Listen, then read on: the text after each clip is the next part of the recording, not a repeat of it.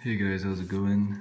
For this video, I'm going to talk about 5 things I love about the Rolex GMT Master 2, reference 16710. Right off the bat, this is probably Rolex's most colorful, well actually I won't say most colorful, but eye-catching sports Rolex, right? Usually, sports watches, they tend to be black, steel, white, that's it. But with the GMT Master 2, they've got the Coke bezels, they got Pepsi bezels, and then the newer ones, they got Batman bezels. So it's where, it just has the most color for a serious sports watch. So that's what I really like about it, right? It's pretty, it's eye-catching. Second, of course, well, it's a Rolex, the build quality, the design and functionality of the GMT hour hand and the rotating bezel. It's great, it's really good for keeping track of 3 time zones, and very usable, especially when you go travel. It's a bi-directional rotating bezel, so it's great for people who love to fidget. It's got a really nice feel to it, and yeah, that's my second love for this watch. Third, of course, this is there's a lot of history in the Rolex GMT Master 2, and I feel that when it comes to this sort of function, this sort of complication, nobody comes close. Right, Rolex stands alone.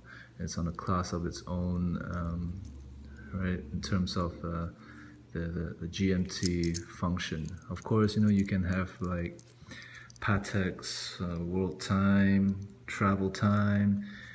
All the upper echelon brands also make their dual time zone kind of watches, but in terms of usability, when you're in a foreign country doing all sorts of activities, the Rolex GMT is hands down the most practical and most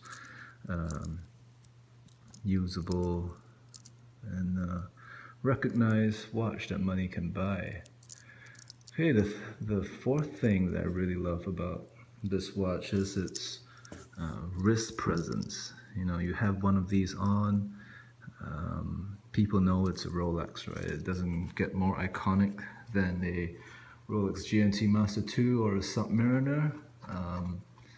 Right, whenever they see the bezel, and the Cyclops, people know that it's a Rolex.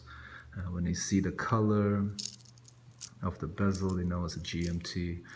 And it's just a lot of wrist presence. Right, and the last thing that I love about this watch is it's gone up in value significantly. I paid, how much did I pay for this? $4,400, US dollars. I paid quite a lot for it, I feel, for what it is, but now you'd be hard pressed to find a decent one at under 5,000. So it's highly sought after, right? In fact, I'd say it's more sought after than the ceramic GMTs. That being said, I think those newer GMTs are probably, you get more money. You get more watch for what you pay for. These are just, I don't know, people just love them. I love it too. I can see why they would spend the extra money. Great watch. Anyway, those are the 5 things I love about the GMT Master 2.